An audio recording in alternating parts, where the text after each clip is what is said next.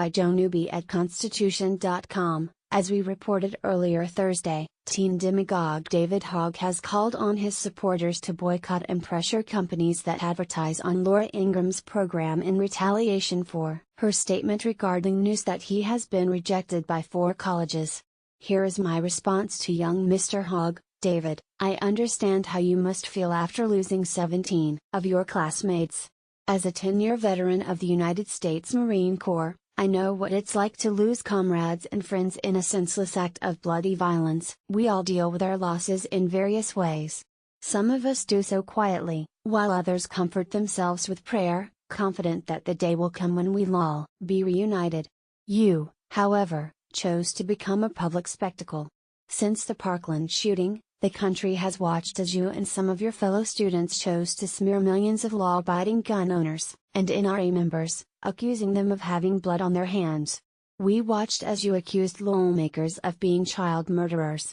We watched as you engaged in profane attacks against gun owners and even your own parents. We watched as you spread lies and misinformation about the NRA, falsely claiming the organization is out to sell guns and make money while cheering the deaths of children. We watched as you bragged about hanging up on the Trump White House, and we all watched as you falsely claimed the NRA is trying to turn the United States into a dictatorship.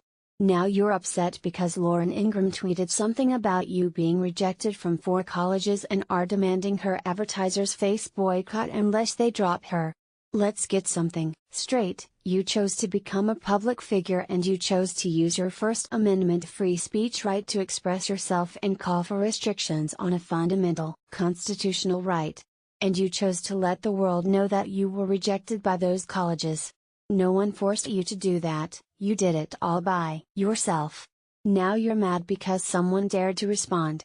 Guess what, sports fans? When you choose to become a public figure, you open yourself up to criticism. That's the way it is. You don't get a pass from criticism despite what some at CNN might think.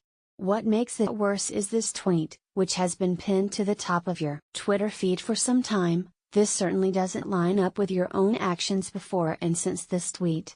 In fact, your actions and statements since this tweet have exposed you as a rank hypocrite. Here's the bottom line, if you're going to be a public figure you need to put on your big boy pants and grow up. You can't trash and lie about millions of Americans and expect no backlash whatsoever. That's not the real world. So either grow up and deal with the criticism like an adult or do us all a favor and shut up.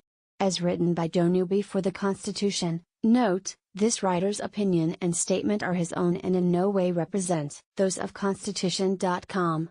You can read more of Joe Newby's work at Conservative Firing Line.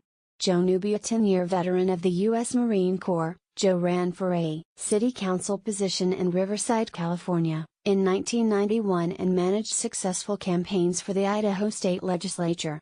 Co-author of Banned, How Facebook Enables Militant Islamic Jihad, Joe wrote for Examiner.com from 2010 until it closed in 2016, and his work has been published at Newsbusters, Spokane Faith and Values and other sites. He now runs the Conservative Firing Line.